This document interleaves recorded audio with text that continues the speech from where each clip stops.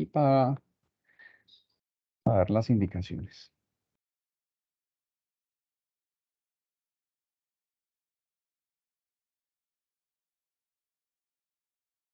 Ahí están viendo el documento, ¿sí?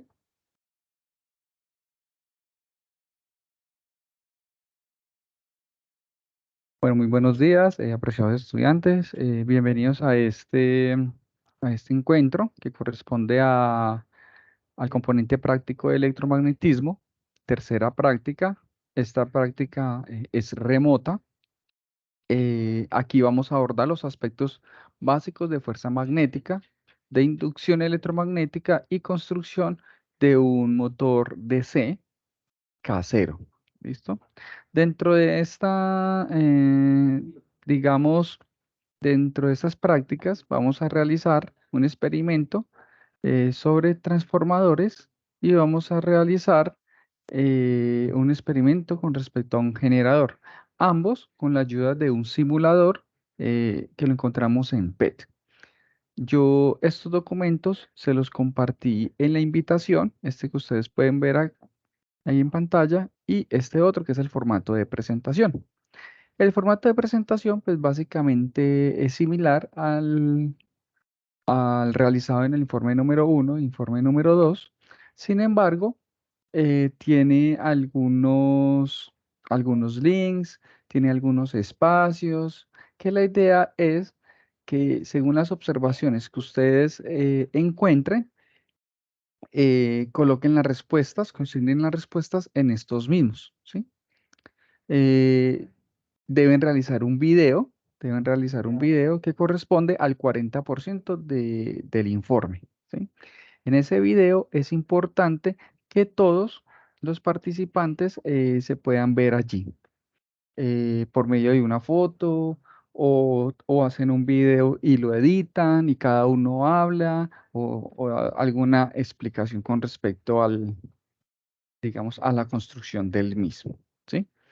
Bueno, entonces vamos acá con una pequeña introducción. El electromagnetismo es fundamento en la revolución de la ciencia y la tecnología. Encontramos la transformación del día a día. Ahora, dentro de los objetivos para esta práctica, vamos a encontrar fenómenos relacionados con el electromagnetismo a partir de algunos experimentos y simuladores. ¿Qué se quiere lograr? Un desarrollo de habilidades relacionadas con electromagnetismo a partir de un aprendizaje práctico. Desarrollar en el estudiante una actitud crítica frente a los conocimientos, ¿sí? Entonces, vamos primero con los aspectos básicos de la fuerza magnética, construcción de un motor DC. Entonces, lo primero que ustedes van a realizar es visualizar estos videos. 1, 2, 3, 4, 5 videos. Estos 5 videos todos me hablan sobre lo mismo, es decir, sobre la construcción de un motor. Entonces vamos a abrir uno y vamos a ver una pequeña parte de ese video.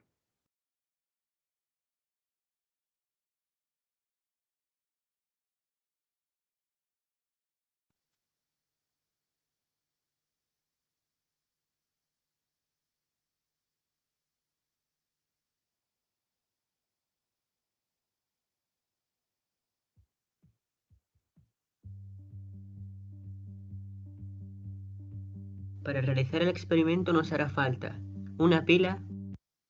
¿Sí escucharon el audio del video? Sí, señor. Sí, señor. Sí, señor. Un par de imperdibles, un poco de cinta adhesiva, un imán y un alambre de cobre que tiene que estar esmaltado, es decir, debe tener una cubierta que impida el paso de la electricidad. Lo primero es pegar los imperdibles a ambos polos de la pila dejando los agujeros hacia arriba.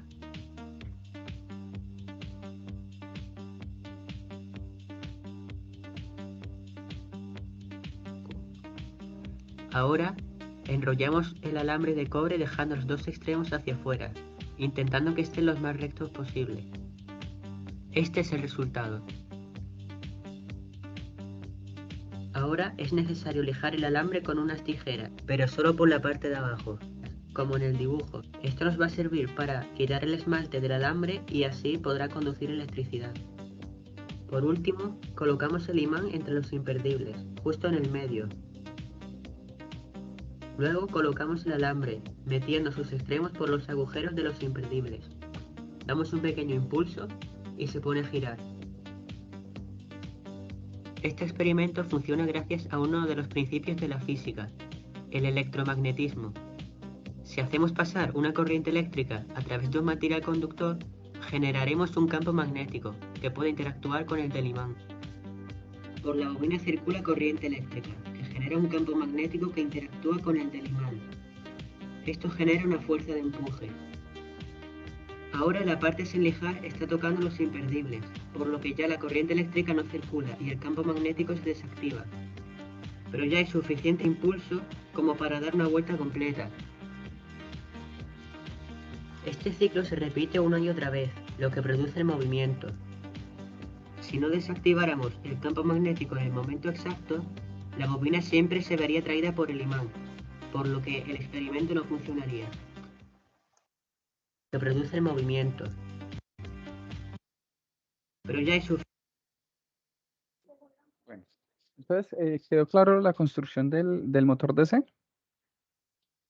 ¿O tienen alguna pregunta?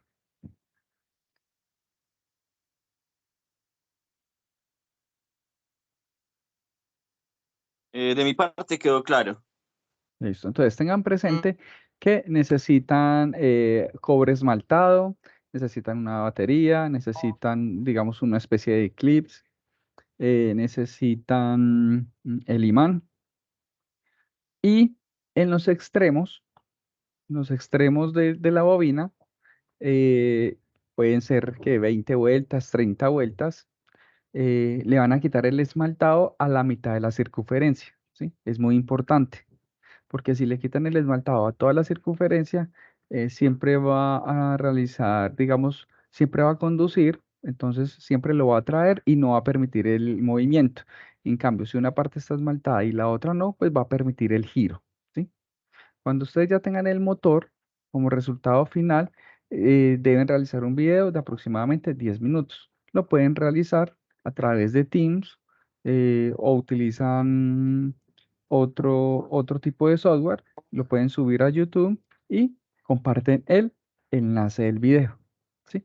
Entonces, o pueden hacer el video de la construcción del motor y cada uno, habilitándola su cámara, puede dar la explicación del fenómeno o cómo se construyó. Entonces, esta primera parte vale 40%. ¿De acuerdo? Hasta ahí todo claro. Claro, sí, señor. Bien. Listo. Vamos con el experimento virtual número 1, ¿sí? Este experimento virtual, vamos a utilizar un simulador de PET. Ahora, la idea es explorar la fuerza electromotriz Sí. que es inducida. Entonces, dentro del simulador debemos observar qué efecto hace con respecto a la luz, qué efecto hace con respecto a la corriente, qué efecto hace al cambiar el número de espiras, ¿sí? Y la velocidad con la cual se induce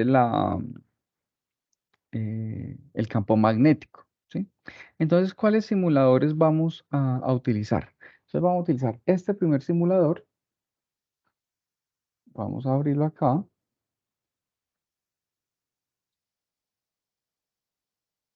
Y mientras abre, vamos a ver este otro video.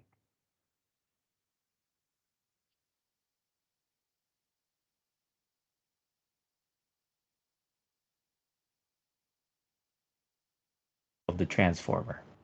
Now we can change. Shown here are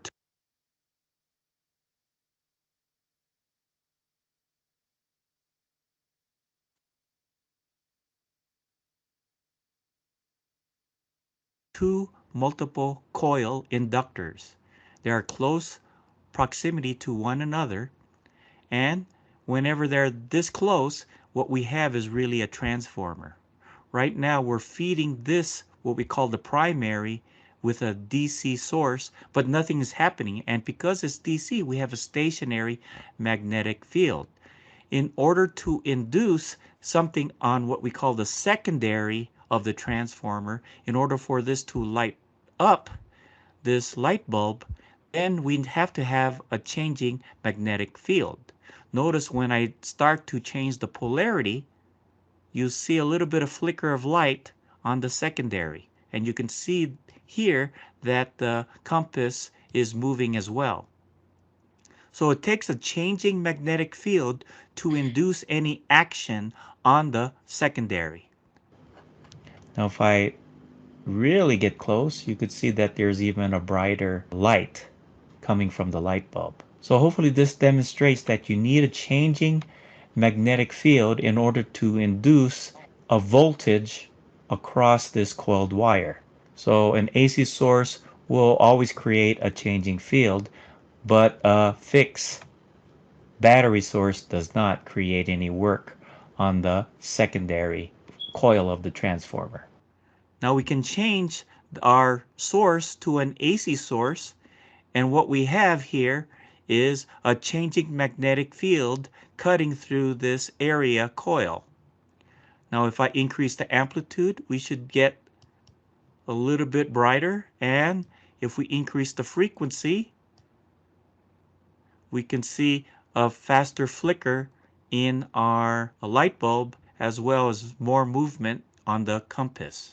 We can also replace the pickup coil with an meter, and you can see a slight flicker as well. Now when you have more coils on the primary than on the secondary, this is what is called a step down transformer. So as I increase the number of coils and reduce the number of coils in the primary, so here we have a 2:3 ratio, then this is known as a step up transformer. So we can step up the amplitude of the voltage with this ratio of 2:3. And we can step down with a 4:1. So basically the amplitude of this guy and the amplitude of the secondary will be 1/4 of the primary. Notice that the transfer of energy or power from the primary to the secondary are equal, and the rest is dissipated as heat. Now again, as I mentioned earlier, when you have an iron core sharing between these two coils, then it can become highly efficient up to 99%.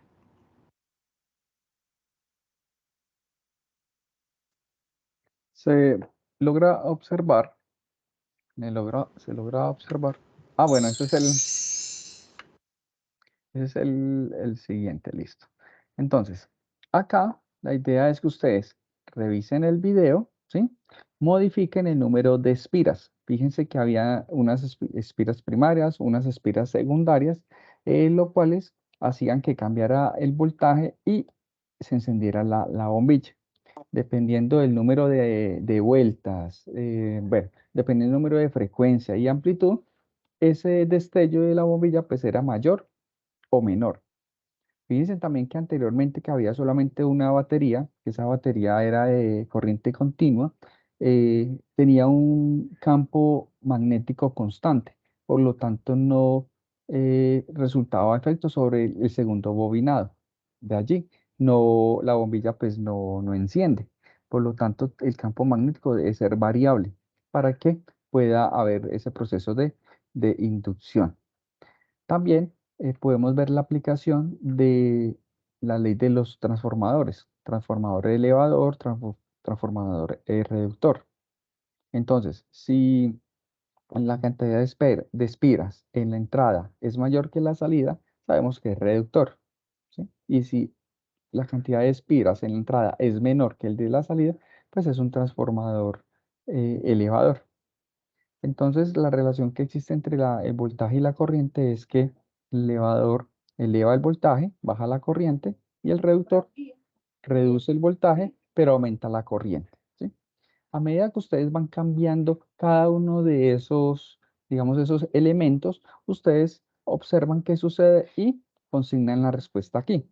Por ejemplo, la corriente que se puede mover en la segunda bobina aumenta o disminuye cuando aumenta el número de espiras en la segunda bobina. Aquí ustedes, ¿qué podrían decir a partir de las leyes de los transformadores? Debe aumentar, ¿no, ingeniero? A ver, aumenta o disminuye la corriente que se puede mover en la segunda bobina, aumenta o disminuye cuando el número de espiras cuando aumenta. Si aumenta la segunda bobina, la corriente disminuye porque es un elevador. ¿De acuerdo? Lo que elevó fue el voltaje. ¿Sí? Listo. Para responder esa pregunta o saber el por qué, pues para ello nos podemos dirigir a las leyes de los transformadores. Bien. Aquí hay otra pregunta, modificar la frecuencia. ¿Qué pasa? ¿Sí? Si fijamos un voltaje máximo del 100%, ¿sí? Establezca la cantidad de espiras para la segunda bobina en 3. ¿Sí? Respondemos las preguntas, ¿sí? 3. Hago otra.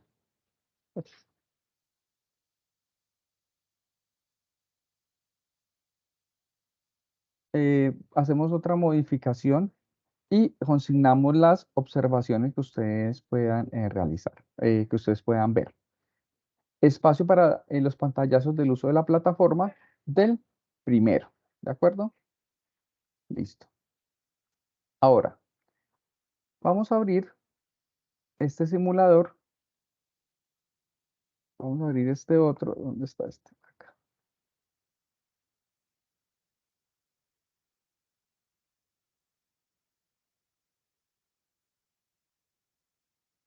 Este que ustedes ven acá, que todavía no lo hemos revisado, hace referencia a la segunda práctica. ¿Qué dice la segunda práctica? Principios de un generador. Este vale el 30%. 40% la construcción del motor DC, 30% la práctica 1 y 30% la práctica 2. ¿De acuerdo? Lo mismo, vemos un video y respondemos las preguntas a partir de las observaciones que se logren evidenciar allí con el simulador. Pegamos pantallazos, por ahí unos 2 o 3 pantallazos del uso del mismo, ¿sí? Entonces, bueno, este ya casi me abre. Mira, sí, me abrió 2 veces el mismo. Un momento.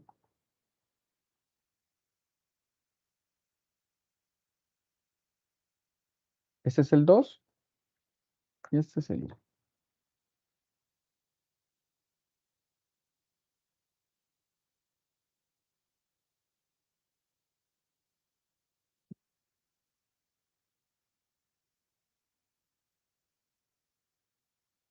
¿Lo pegaron 2 veces?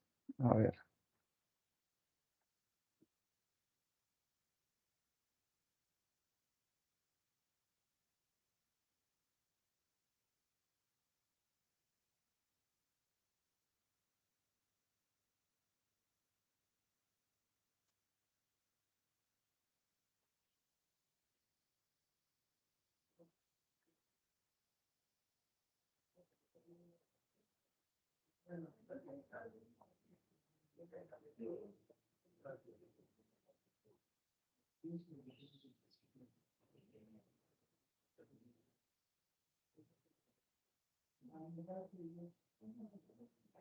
Pegaron 2 veces. Miran, generador,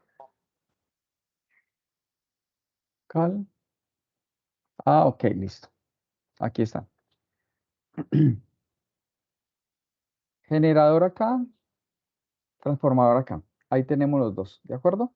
Transformador para el primero, generador para el segundo, ¿de acuerdo?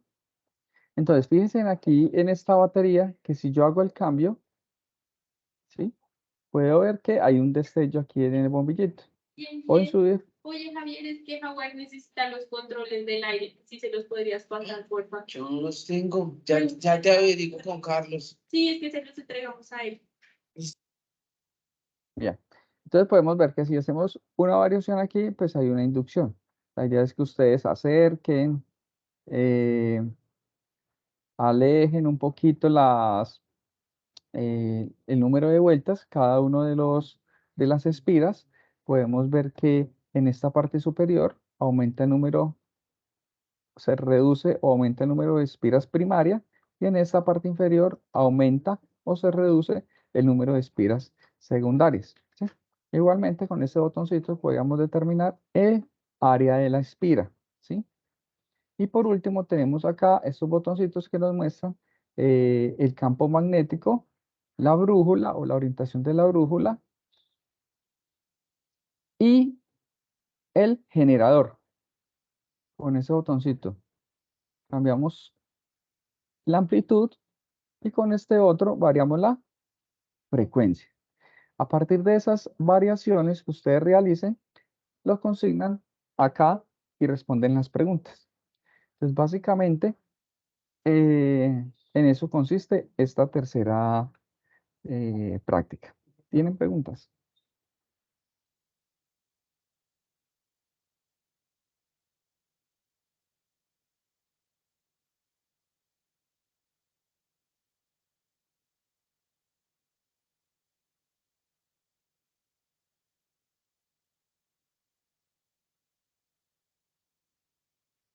¿Hay preguntas? Preguntas de mi parte no, profesor. Bueno, entonces como pueden ver, pues realmente es muy, digamos, es sencillo, pues no es complicado. Eh, Igualmente, pues yo me voy a encontrar, pues la grabación la termino en este momento para que no quede tan larga.